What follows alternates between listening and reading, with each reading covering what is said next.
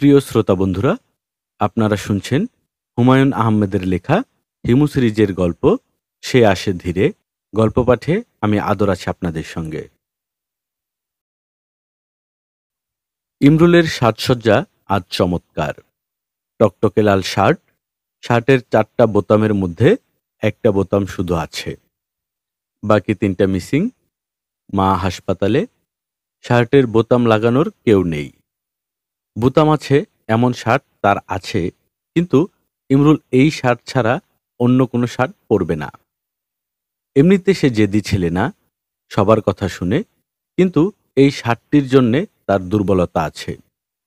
ঘরে কোনো safety pin পাওয়া গেল না, বোতামহীন ফুটোগুলি আটকানো গেল না। শার্টের চেয়েও ভয়াবহ ব্যাপার হলো তার একটা পায়ে শুধু জুতা, বাম পায়ে।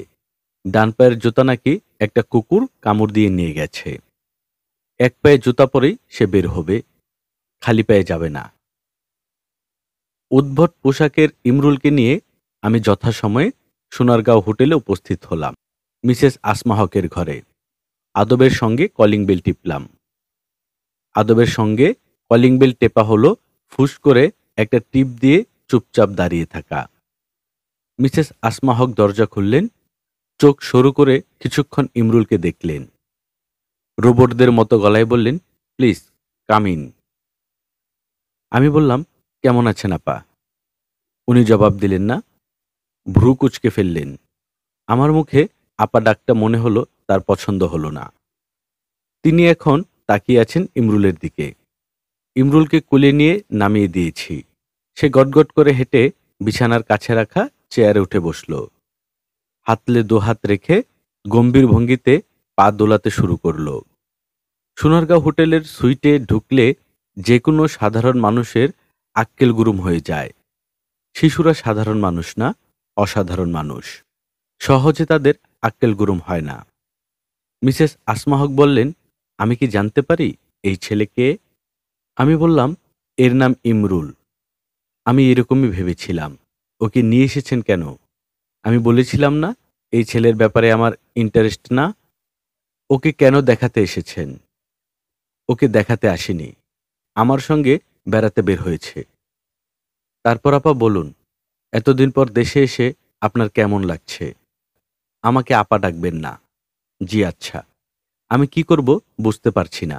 দাঁড়িয়ে থাকব নাকি ইমরুলের মতো কোনো একটা চেয়ারে বসে পড়ব? ঘরের দ্বিতীয় যে চেয়ারটা আছে সেখানে মিসেস আসমা হক বসেছেন। বসতে হলে আমাকে বসতে হবে বিছানায়। সেটা মিসেস আসমা হক পছন্দ করবেন না। ছেলেটার নাম যেন কি? ইমরুল। ও হ্যাঁ, ইমরুল। আমার সমস্যা হচ্ছে মানুষের নাম মনে থাকে না। ভীমরুলের কথা মনে রাখলে ফুল ফুটায় যে ভীমরুল, সেই ভীমরুল। ভীমরুল মনে থাকলে ইমরুল মনে পড়বে। Association of words. এর পায়ে একটা জুতা কেন? ডান পায়ের জুতা কুকুর নিয়ে গেছে। মানুষের ব্যবহারের জিনিসের মধ্যে জুতা নিয়ে যায় কুকুর এবং সাবান নিয়ে যায় কাক। আসমা হক বিরক্ত গলায় বললেন, ছেলেটাকে একটা জুতা পরে বের না করে দোকান থেকে এক জোড়া জুতা কিনে দিতেন। আমার টাকা পয়সার কিছু সমস্যা আছে ম্যাডাম। মিসেস আসমা হক আরও ভ্রু কুঁচকে ফেললেন। এই মহিলা মনে হয় ভ্রু কুঁচকে তাকাতে পছন্দ করেন। তার কপালে ভ্রু কুঁচকানোর স্থায়ী দাগ পড়ে গেছে। এর শার্টেরও দেখি বোতাম নেই। বোতাম আছে এমন শার্ট ছিল না, নাকি বাকি শার্টগুলোও কুকুর নিয়ে গেছে? এটি ইমরুলের প্রিয় শার্ট। এই শার্ট ছাড়া সে বাইরে বের হয় না।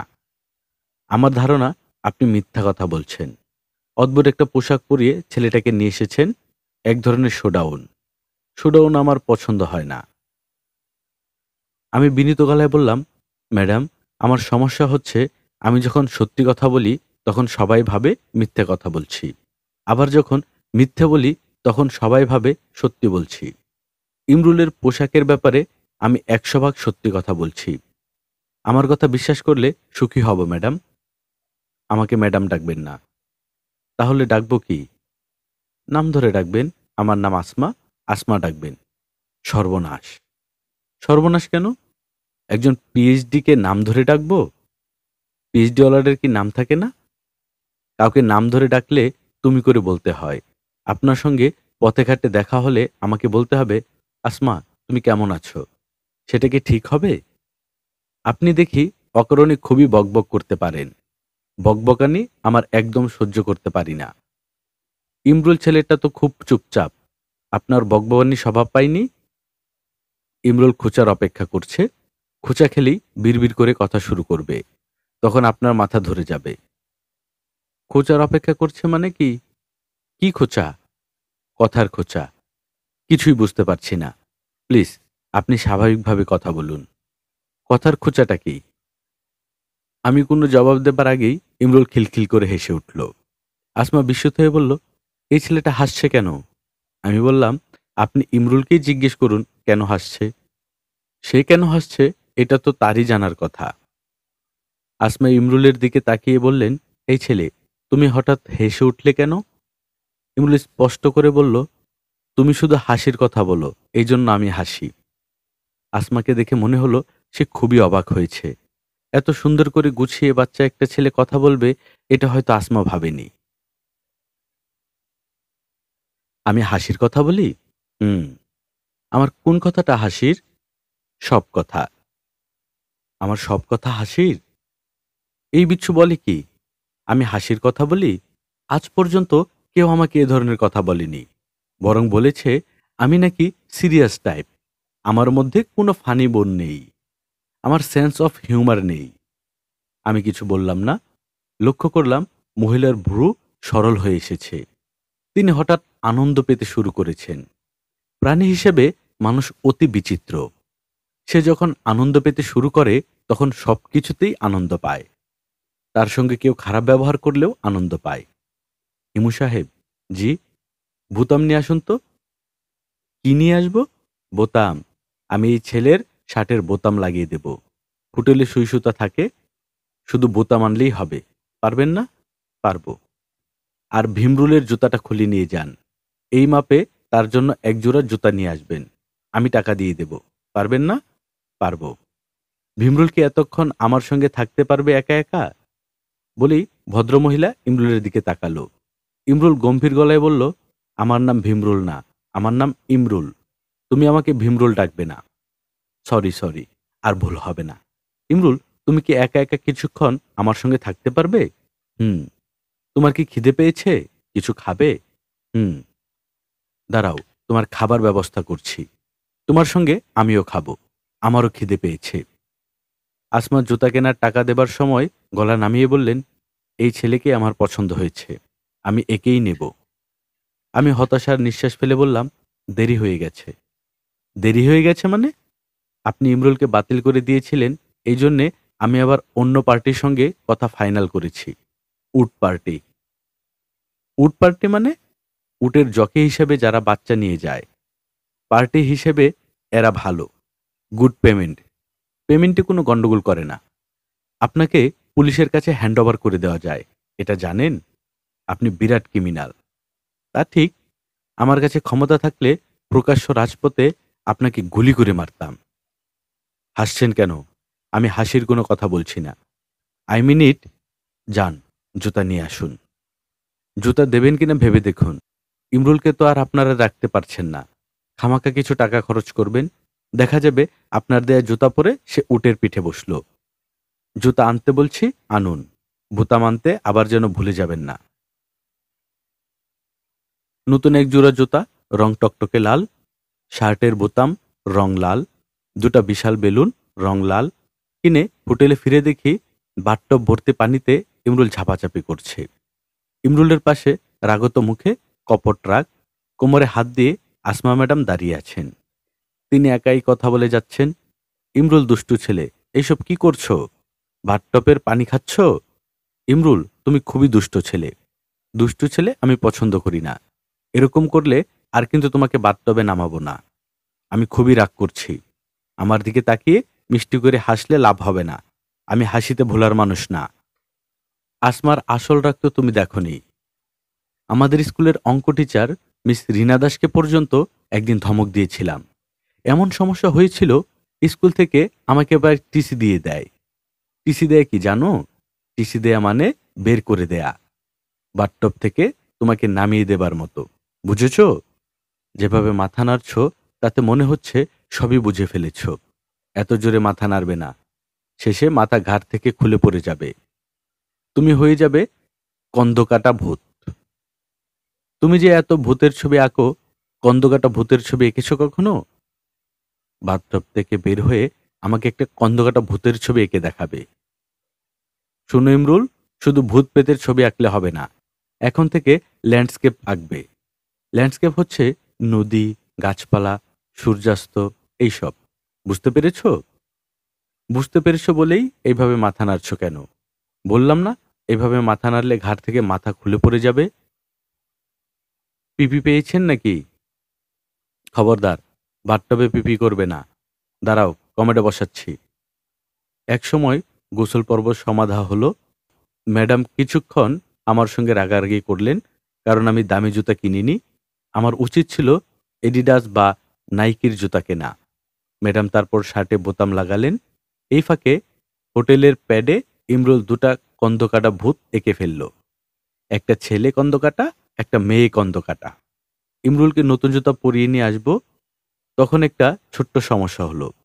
ইমরুল মুখ শক্ত করে বলল, আমি যাব না। আমি রাগী গলায় বললাম, যাবে না মানে কি? ইমরুল বলল, আমি আসমার সঙ্গে থাকব। আমি ম্যাডামের দিকে তাকিয়ে বললাম, ফাজির ছেলে কাণ্ড দেখেছেন? চর দিয়ে 2-3টা দাঁত এক্ষুনি ফেলে দেওয়া দরকার। আপনাকে নাম ধরে ডাকছে? কোষে একটা চর দিন তো। দাঁত নরম আছে, কোষে চর দিলে দাঁত পড়ে যাবার কথা। ম্যাডাম বললেন, চর দেবার মতো সে কিছু করেনি, শুধু শুধু চর দিব কেন? আপনাকে আমি নাম ধরে ডাকতে বলেছিলাম, সেখান থেকে শিখেছে। ছেলেটার পিক আপ করার ক্ষমতা অসাধারণ। আমি ইমরুলকে বললাম, দুষ্টু ছেলে, আবার যদি ওনাকে আসমা ডেকেছ তাহলে তোমার খবর আছে। এখন থেকে ওনাকে ডাকবে নমা। আসমা বললেন, নমাটা কি? নমা হলো নকল মা। বাইরে যারা শুনবে তাদের কাছে মনে হবে নমা হলো নতুন মা। আপনার কথাবার্তা খুবই কনফিউজিং। আমি নকল মা কেন হব? আমি এই ছেলেটাকে নিয়ে যাব। আমি হব তার আসল মা। আমি সারা পৃথিবীকে দেখিয়ে দেব পেটে সন্তান না নিয়েও আসল মা হওয়া যায়। কথা বলতে বলতে আসমার গলা ভারী হয়ে গেল। তিনি প্রায় কেঁদে ফেললেন, এমন অবস্থা। পরিস্থিতি আরো মলিন করে তুলল ইমরুল। সে খাটের পায়া ধরে ঝুলে পড়ল। সে কিছুতেই যাবে না, এখানেই থাকবে। মিসেস আসমা হকের চোখ দিয়ে টপ টপ করে পানি পড়তে লাগলো। তার মতো মানুষ বাইরের একজন মানুষের সামনে এভাবে কাঁদবে, এটা ভাবাই যায় না। এই যে তিনি চোখের পানি ফেলছেন, তার জন্যে তিনি লজ্জাও পাচ্ছেন না। আমার ধারণা তিনি বুঝতে পারছেন না যে তার চোখ দিয়ে পানি পড়ছে। আমি বললাম, ম্যাডাম, আপনার জন্য একটা সুসংবাদ আছে। তিনি ধরা গলায় বললেন, কি সুসংবাদ? ইমরুলকে আপনার অস্ট্রেলিয়ায় নিয়ে যেতে হবে না। আপনার অস্ট্রেলিয়ায় ফিরে যাবেন তাকে ছাড়া। এটা সুসংবাদ হলো? হ্যাঁ, সুসংবাদ, কারণ আপনাকে নমা হতে হবে না। আপনি হবেন আমা, অর্থাৎ আসল মা। বাইরের একটা শিশুর প্রতি আপনি যে মমতা দেখিয়েছেন, তার পুরস্কার হিসেবে আপনার কোলে আসবে আপনার নিজের শিশু। আপনি আমার দিকে এভাবে তাকাবেন না। আমি অনেক কিছু আগেভাগে বুঝতে পারি। ইমরুল হাত পা ছুড়ে কাঁদছে। তাকে জোর করে ধরে নিয়ে আসছি। আসমা ঠিক আগের জায়গায় বসে আছেন। তার চোখে এখন কোনো পানি নেই, কিন্তু আমি পরিষ্কার বুঝতে পারছি তার চোখ দিয়ে অশ্রুবন্যা বয়ে যাচ্ছে। কিছু কিছু অশ্রু আছে, চোখে দেখা যায় না। হিমু সাহেব, জি? আপনি কি ইমরুলকে নিয়ে যাচ্ছেন? নিয়ে যাওয়াটাই কি ভালো না?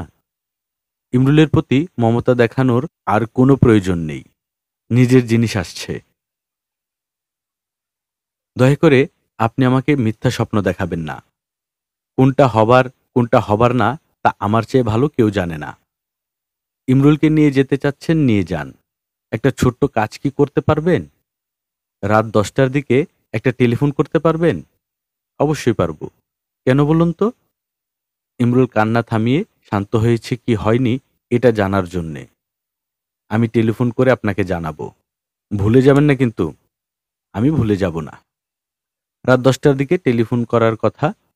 আমি কাটায় কাটায় রাত 10টায় টেলিফোন করলাম। একজন পুরুষ মানুষ টেলিফোন ধরলেন এবং গম্ভীর গলায় বললেন, আপনি কি হিমু? আমি বললাম, জি, আমার নাম ফজলুল আলম। আমি পরিচয় দিতে হবে না। আপনি কে বুঝতে পারছি। ভদ্রলোক কাটা, কাটা গলায় বললেন, আমি বলছি মন দিয়ে শুনুন। আপনি আর কখনোই আমার স্ত্রীর সঙ্গে দেখা করবেন না। তাকে বিরক্ত করবেন না। আপনি মানসিকভাবে তাকে পঙ্গু করে ফেলেছেন। ভদ্রলোক খট করে টেলিফোন নামিয়ে রাখলেন। হাবিবুর রহমান সাহেবের ব্রেইন যে একেবারেই কাজ করছে না, তা তার চোখ দেখে বোঝা যাচ্ছে। চোখের দৃষ্টি এলোমেলো, তিনি স্থির হয়ে তাকাতে পারছেন না। মানুষের মন যেমন ছটফট করে, চোখও করে। মনের ছটফটানি ধরার কোনো উপায় নেই, চোখেরটা ধরা যায়। আমি বললাম, কেমন আছেন? হাবিবুর রহমান চমকে উঠলেন। তার ভাব দেখে মনে হবে আশেপাশে কোথাও ককটেল ফুটেছে। তিনি বললেন, কিছু বলেছেন? আমি বললাম, চমকে ওঠার মতো কিছু বলিনি। জানতে চাচ্ছিলাম কেমন আছেন। ভালো। আপনার কি শরীর খারাপ নাকি? জানি না। কোনো কারণে কি মন অশান্ত? জি না, আমি ভালো আছি। বলেই তিনি পুরোপুরি ঝিম মেরে গেলেন। এতক্ষণ তিনি চোখের দৃষ্টি স্থির করতে পারছিলেন না। এখন তার দৃষ্টি স্থির হয়ে গেল। তাকে এখন দেখাচ্ছে ধ্যানমগ্ন মানুষের মতো। আমি বললাম, রাশেদুল করিম নামের হারামজাদাটার সঙ্গে দেখা হয়েছিল? হাবিবুর রহমান হতভম্ব গলায় বললেন, কিভাবে বুঝলেন? আপনি থ মেরে গেছেন। সেখান থেকে অনুমান করছি। দুয়ে দুয়ে চার মিলাচ্ছি। হাবিবুর রহমান বললেন, কুত্তাটার সাহস দেখে আমি অবাক হয়েছি। বাসায় চলে এসেছে আমার সঙ্গে দেখা করার জন্যে। স্যুট টাই, মচমচা জুতা, সেন্ট মেখেছে, গা দিয়ে ভুর ভুর করে গন্ধ বের হচ্ছিল। পাছায় লাত্তি দিয়ে বের করে দিতে চেয়েছিলাম। দিলেন না কেন? এখন তাই চিন্তা করছি। কেন দিলাম না? মানুষ কুকুরের গায়ে গরম মার ঢেলে দেয়, আমার উচিত ছিল কুকুরটার গায়ে গরম মার ঢেলে দেয়া। আফসোস হচ্ছে, কেন মার ঢেলে দিলাম না। ঘরে বোধহয় মার ছিল না। হাবিবুর রহমান অবাক হয়ে উঠলেন। ঠাট্টা করছেন? আমার এই অবস্থায় আপনি ঠাট্টা করতে পারছেন? আপনি এতটা হার্টলেস? আমি বললাম, আপনার কাছে এসেছিল কি জন্যে? সে কি চায়? হাবিবুর রহমান থমথমে গলায় বললেন, মহৎ সাজতে চায়। ফরিদার চিকিৎসার যাবতীয় খরচ দিতে চায়। শুয়োরটার সাহস কত!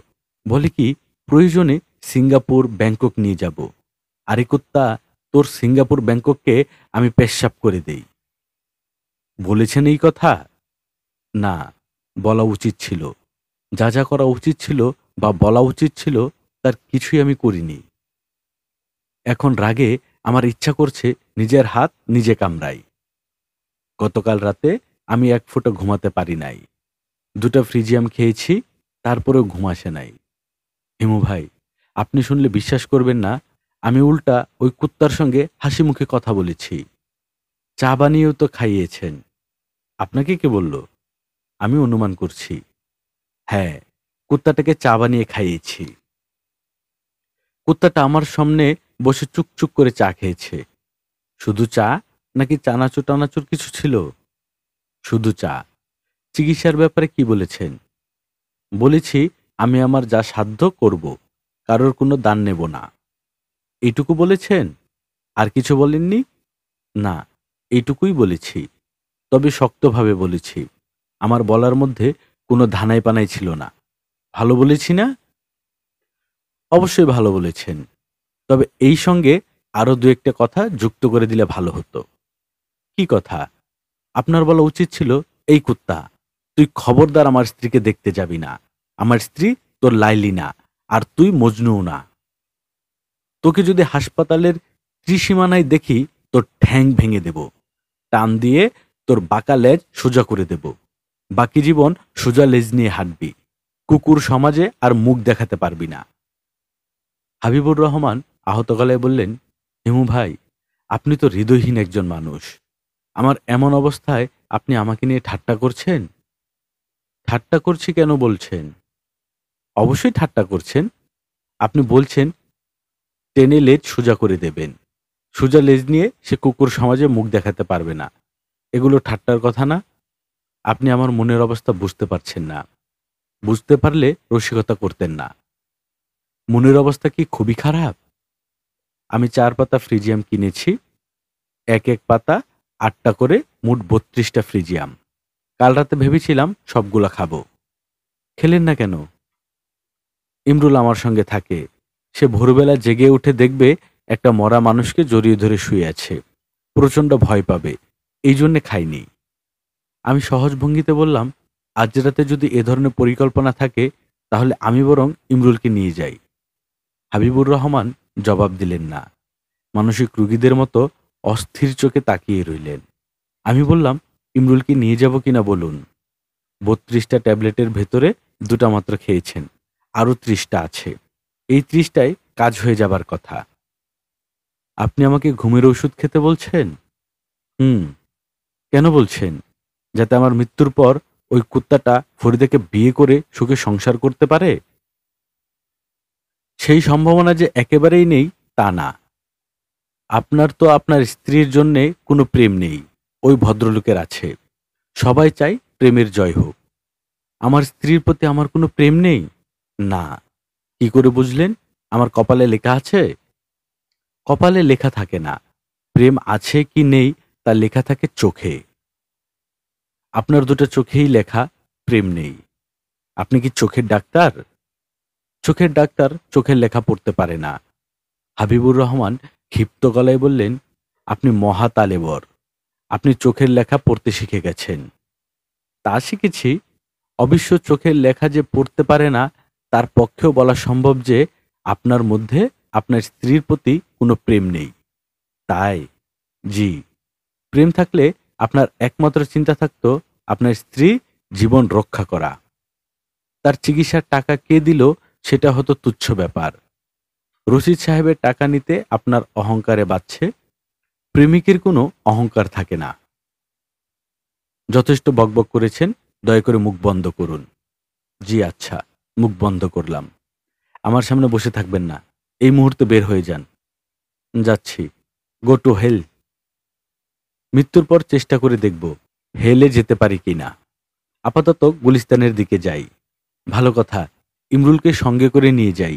আজ রাতে যদি ঘুমের ঔষধ ইস্তেমাল করতে চান তাহলে আপনার সুবিধা হবে। পথ খোলা থাকলো। আর কোনো কথা না, অনেক কথা বলে ফেলেছেন। আমি বললাম, শেষ কথা বলেই যাই। উত্তেজিত অবস্থায় ঘুমের ওষুধ খাবেন না, বমি হয়ে যাবে। খালি পেটেও খাবেন না। খালি পেটে ঘুমের ওষুধ খেলেও বমি হয়। হালকা স্ন্যাক্স জাতীয় কিছু খেয়ে নেবেন। সব ট্যাবলেট খাওয়ার পর গরম কফি খেতে পারেন, এতে অ্যাকশন ভালো হয়। Get out. আমি ইমরুলকে নিয়ে গেট আউট হয়ে গেলাম। হাবিবুর রহমান সাহেব ঘুমের ঔষধ খাবেন কিনা বুঝতে পারছি না। সম্ভাবনা যে একেবারেই নেই তা না, 50-50 চান্স। মজার ব্যাপার হলো, মানুষ জীবনে সব সম্ভাবনাই 50-50। বিয়ে করে সুখী হবার সম্ভাবনা কতটুকু? 50-50 চান্স। বড় ছেলেটি মানুষ হবে সেই সম্ভাবনা কত পার্সেন্ট? 50%। ইমরুলকে নিয়ে রিকশায় চড়ছি। সে খুব আনন্দিত। আমি বললাম, কেমন আছিস রে বেটা? ভালো। কতটুকু ভালো আছিস? হাত মেলে দেখা। 2 হাত মেলেছে, মিলেই যাচ্ছে। বুঝতে পেরেছি খুব ভালো আছে। দেখি এখন একটা গান শোনা। ভালোবাসার গান। ভালোবাসার গান জানিস? জানি। ইমরুল তৎক্ষণাৎ গান ধরল। তুমি ভালোবাসো কিনা আমি তা জানি না। ভালোবাসার গান ইমরুল এই 2 লাইনই জানে। শিশুদের নিজস্ব বিচিত্র সুরে সে এই গান করছে। রিকশাওয়ালা গান শুনে খুব খুশি। সে ঘাড় ঘুরিয়ে হাসিমুখে বলল, মাশাল্লাহ, এই বিচ্ছুদেহী বিরাট গাতক। আমি বললাম, এই বিচ্ছু, বল দেখি আমরা কোথায় যাচ্ছি? ইমরুল বলল, জানি না। বিশেষ কোথাও যেতে ইচ্ছে করে? ইমরুল বলল, না। মাকে দেখতে যাবি? না। আসমা হক নামের একজন মহিলা ছিলেন, যিনি তোকে নতুন জুতা কিনে দিয়েছেন, তার কাছে যাবি? না। রিকশায় চড়তে আমার সবসময় ভালো লাগে। আজ যেন একটু বেশিই ভালো লাগছে। শুনেছি ঢাকা শহর রিকশামুক্ত হবে। আমরা পুরোপুরি মেট্রোপলিটন সিটির যুগে প্রবেশ করব। সনসন করে গাড়ি চলবে, আধুনিক গতির যুগ, সনসন ঝনঝন। উল্টোটা হলে কেমন হতো? কেউ যদি এমন ব্যবস্থা করতেন যেন এই শহরে কোনো গাড়ি না চলে, শুধু রিক্সা এবং সাইকেল চলবে, কোনো গাড়ি থাকবে না, পৃথিবীর একমাত্র নগরী যেখানে কোনো গাড়ি নেই, রাস্তায় কুৎসিত হর্ন বাজবে না, জলতরঙ্গের মতো টুনটুন করে রিক্সার ঘন্টি বাজবে, নগরীতে কোনো কালো ধোঁয়া থাকবে না, পর্যটনদের বিজ্ঞাপনে লেখা হবে ঢাকা সিটি অফ রিক্সা। প্রতিটি রিক্সার পেছনে বাধ্যতামূলক চিত্রকর্ম থাকতে হবে, ভ্রাম্যমাণ চিত্রশালা। আমরা পেন্টিং দেখতে দেখতে রিক্সায় চড়ে ঘুরব। মন্ত্রীদের জন্য থাকবে ফ্ল্যাগ বসানো রিক্সা, প্রধানমন্ত্রীও রিক্সা করেই যাবেন। তার আগে পেছনে থাকবে সাইকেল আরোহী নিরাপত্তা কর্মীরা। রিক্সার কারণে গতির দিক দিয়ে আমরা পিছিয়ে যাব।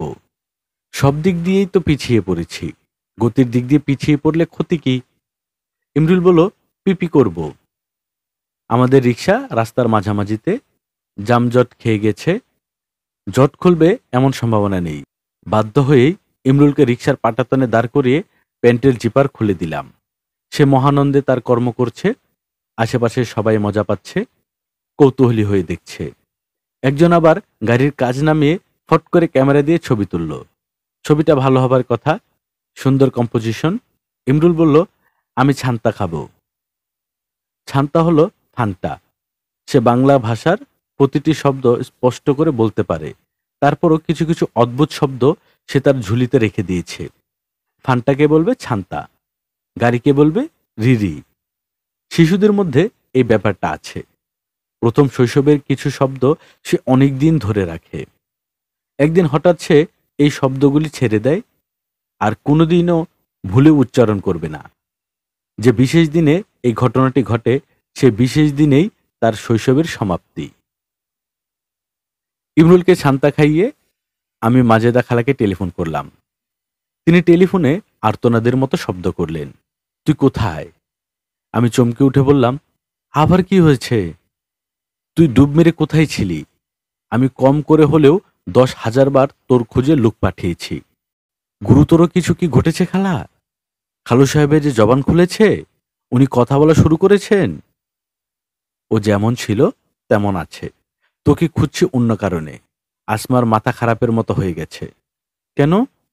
তুই একবার ইমরুলকে দেখিয়ে এনেছিস, তারপর আর তোর কোনো খোঁজ নেই। বেচারি ছেলেটার জন্য অস্থির হয়ে আছে। টাকা পয়সা ক্লিয়ার করে মাল ডেলিভারি নিয়ে যাক, মাল আমার সঙ্গেই আছে। হিমু শোন, এ ধরনের ফাজলামি কথা তুই আর কোনোদিন বলবি না, কোনোদিনই না। আচ্ছা, বলবো না। ছেলেটাকে তুই এক্ষুনি ওদের কাছে দিয়ে আয়, এই মুহূর্তে। এই মুহূর্তে ডেলিভারি দিতে পারবো না। কেন? শেষ সময়ে বাবা মা ঝামেলা করছে।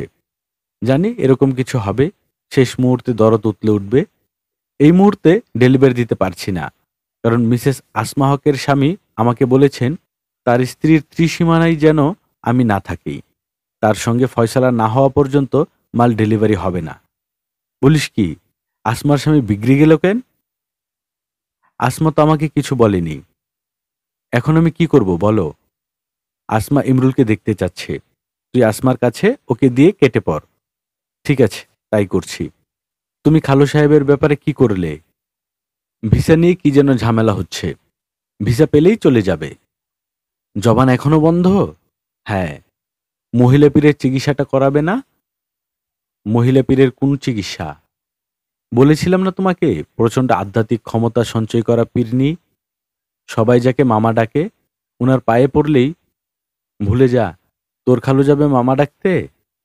খালু সাহেবের তো জবানি বন্ধ, আমি উনার হয়ে মামা ডাকবো। উনার হাজবেন্ডকে ডাকবো মামি। তার হাজবেন্ডকে মামি ডাকতে হয়?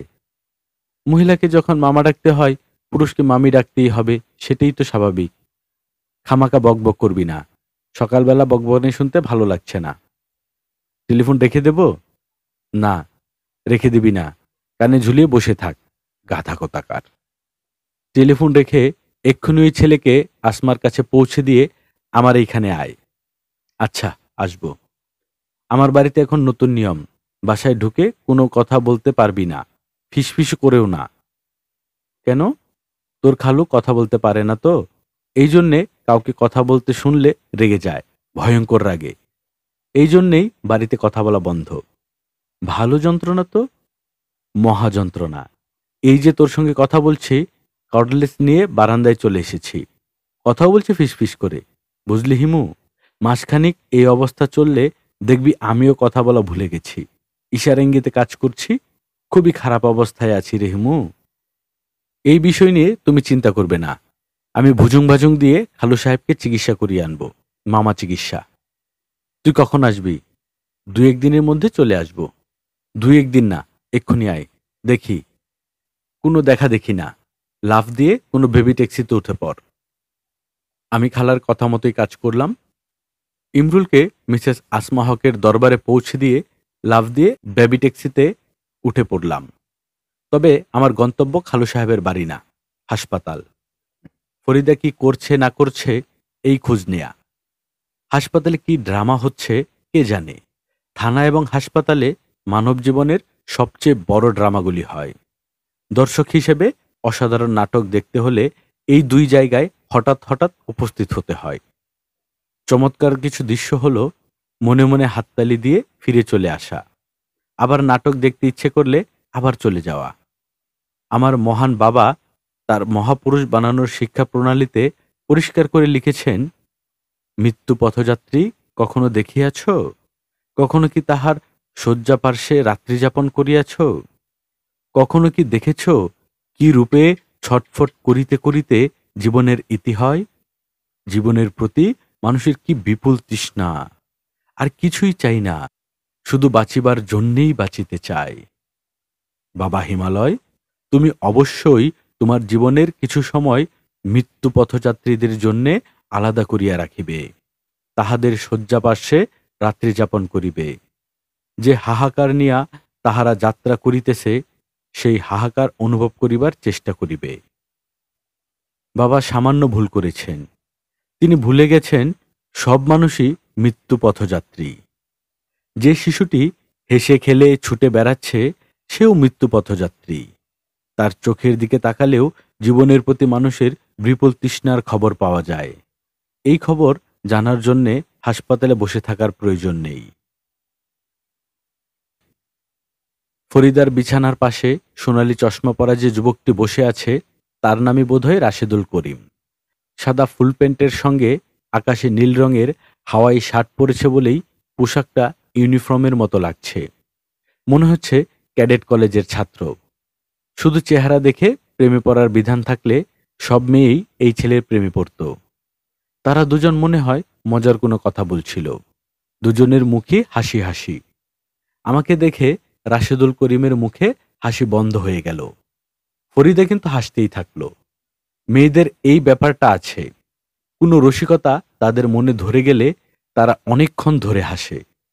রাশেদুল করিম চেয়ার ছেড়ে উঠে দাঁড়ালেন। দীর্ঘদিনের পরিচিত মানুষের মতো বললেন, হিমু ভাই কেমন আছেন? বলেই হ্যান্ডশেকের জন্য হাত বাড়ালেন। আমি এখন মজার একটা খেলা খেলতে পারি। রাশেদুল করিমের হাত অগ্রাহ্য করে তাকে খুবই বিব্রত অবস্থায় ফেলতে পারি। বিব্রত অবস্থায় সে কি করে, এটাই তার আসল চরিত্র। আমি রাশেদুল করিমের দিকে তাকালাম, তার বাড়িয়ে দেয়া হাতের দিকে তাকালাম, নিজ হাত বাড়ালাম না। ভদ্রলোক হাত নামিয়ে নিলেন এবং হেসে ফেললেন। আবারও বললেন, হিমু ভাই কেমন আছেন? ভালো। আপনার কথা এত শুনেছি যে আপনাকে না দেখে যদি আপনার ছায়া দেখতাম তাহলেও বলে ফেলতে পারতাম, এই ছায়া হিমু সাহেবের। ছায়া দেখে চিনতে পারতেন না? সব মানুষ আলাদা, কিন্তু তাদের ছায়া একই রকম। এটা কি কোনো ফিলোসফির কথা? অতি জটিল ফিলোসফির কথা। অবসর সময়ে এই ফিলোসফি নিয়ে চিন্তা করবেন, কিছু না কিছু পেয়ে যাবেন। ফরিদার মাথায় এখনো বোধহয় রসিকতাটা ঘুরপাক খাচ্ছে। সে হেসেই যাচ্ছে। আমি তার দিকে তাকাতেই সে মুখে শাড়ির আঁচল চাপা দিয়ে হাসি সামলাবার চেষ্টা করল। রোগ যন্ত্রণায় কাতর রোগীর আনন্দময় হাসির চেয়ে সুন্দর আর কিছুই হতে পারে না। আমি মুগ্ধ হয়ে হাসি দেখছি। রাশেদুল করিম বললেন, হিমু ভাই আপনি কি দয়া করে ফরিদাকে একটু বুঝাবেন? আমি নিশ্চিত সে আপনার কথা শুনবে। কোন বিষয়ে বোঝাতে হবে? চিকিৎসার জন্যে আমি তাকে দেশের বাইরে নিয়ে যেতে চাই। সে যাবে না। হিমু ভাই প্লিজ, আপনি তাকে রাজি করিয়ে দিন। যদি আপনি এটা করে দিতে পারেন তাহলে বাকি জীবন আমি আপনার মতো হলুদ পাঞ্জাবি পরে কাটাবো। পায়ে জুতা স্যান্ডেল কিছুই থাকবে না। Please, please. ফরিদা আমার কথা শুনছে, কিন্তু তার মুখের হাসি যাচ্ছে না। আমি তার বিছানার কাছে এসে দাঁড়ালাম। ফরিদা বলল, হিমু ভাই, গতরাতে আমি আপনাকে স্বপ্নে দেখেছি। মানুষ কখনো হাসির কোনো ঘটনা স্বপ্নে দেখে না। আমি এমন একটা হাসির স্বপ্ন দেখেছি যে হাসতে হাসতে আমার ঘুম ভেঙেছে। যতবারই আমার স্বপ্নের কথাটা মনে হচ্ছে, ততবারই আমি হাসছি। স্বপ্নটা কি? স্বপ্নটা কি আমি বলবো। তার আগে চেয়ারটায় আপনি বসুন। আসল কথাটা মন দিয়ে শুনুন। আসল কথাটা কি? ফরিদা সঙ্গে সঙ্গে গম্ভীর হয়ে গিয়ে বলল, আমি অন্যের টাকায় চিকিৎসা করাবো না। ইমরুলের বাবা মনে কষ্ট পাবে। এই কষ্ট আমি তাকে দেব না। তুমি মরে গেলে ইমরুলের বাবা কষ্ট পাবে না? পাবে। দুটা কষ্ট দুরকম। রাশেদুল করিম সাহেবের টাকায় তুমি চিকিৎসা করাবে না? না। তোমার মৃত্যুর মাস 6 মধ্যে ইমরুলের বাবা আরেকটা বিয়ে করবে। তারপরেও না? না। সৎমা ইমরুলকে নানাভাবে কষ্ট দেবে। তারপরেও না? না। তুমি কি প্রমাণ করতে চাইছো? স্বামীর প্রতি তোমার গভীর প্রেম? আমি কোনো কিছু প্রমাণ করতে চাইছি না। আমি ইমরুলের বাবার মনে কষ্ট দিতে চাচ্ছি না। ঠিক আছে, মামলা ডিসমিস। আমি রাশেদুল করিমের দিকে তাকালাম। বেচারার মুখ শুকনো হয়ে গেছে। সে তাকিয়ে আছে হতাশ চোখে। সে কি করবে বুঝতে পারছে না। হাসপাতালের কেবিন ঘরে একটাই চেয়ার। সেই চেয়ার আমি দখল করে আছি। তাকে বসতে হলে ফরিদার পাশে খাটে বসতে হয়। এই কাজটা সে করতে পারছে না। আবার সে দাঁড়িয়ে থাকতেও পারছে না। সে ফরিদার দিকে তাকিয়ে বলল, ফরিদা, আমি চলে যাই। ফরিদা বলল, আচ্ছা। তারপরেও সে কিছুক্ষণ দাঁড়িয়ে রইল। সম্ভবত আশা করল ফরিদা তাকে আরো কিছু বলবে। ফরিদা কিছুই বলল না। কঠিন চোখে কেবিন ঘরের ধবধবে সাদা সিলিংয়ের দিকে তাকিয়ে রইল। ঘরে আমি এবং ফরিদা।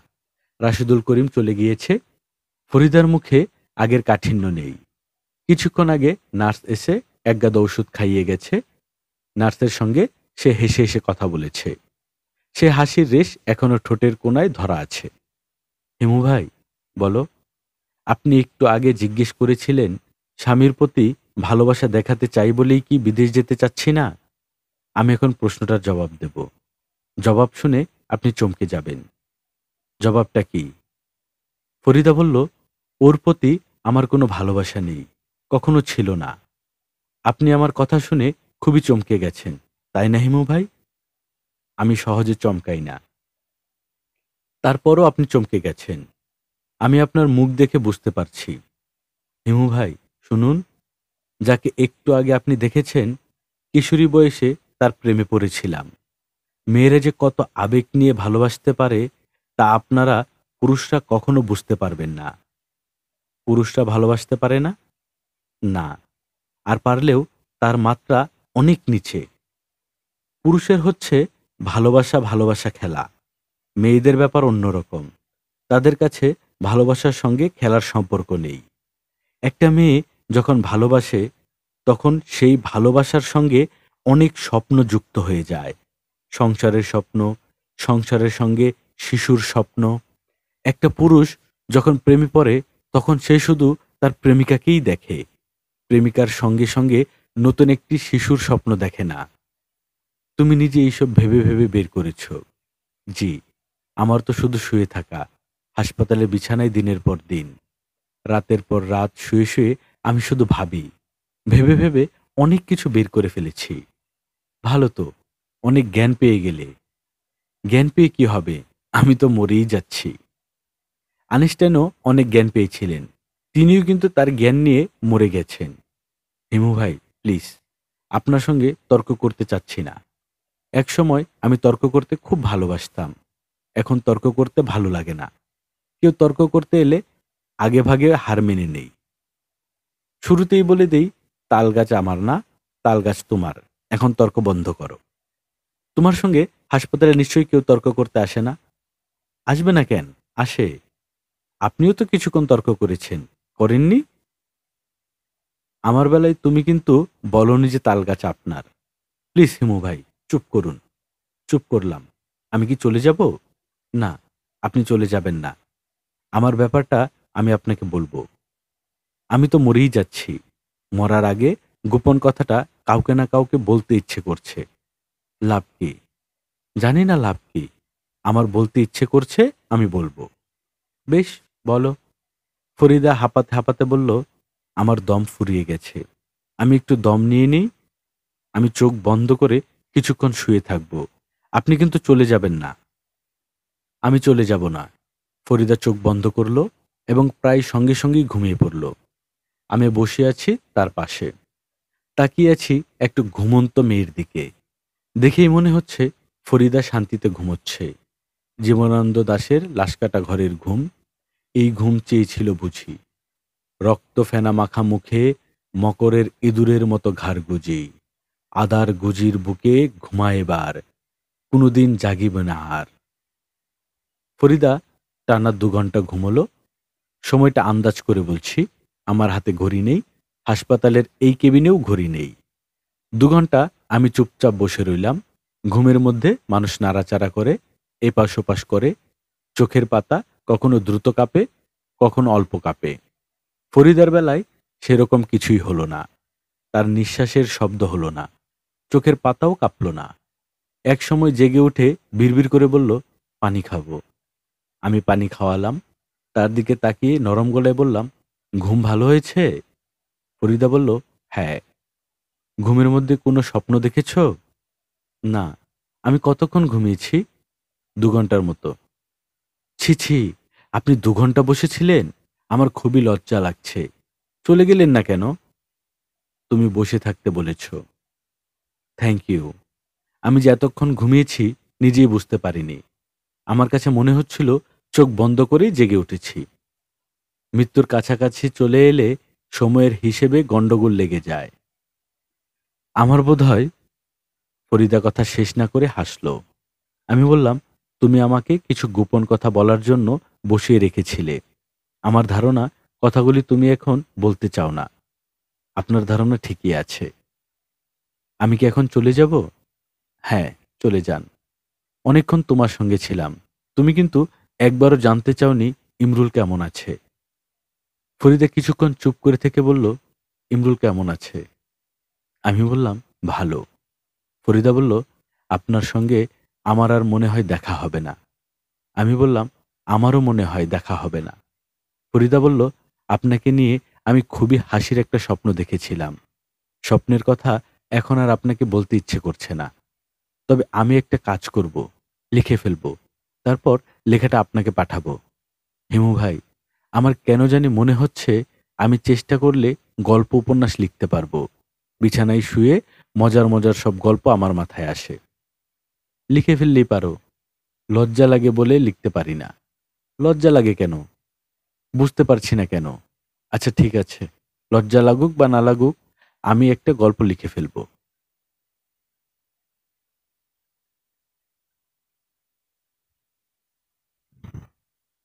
আপনারা শুনছিলেন হুমায়ুন আহমেদের লেখা হিমু সিরিজের গল্প সে আসে ধীরে।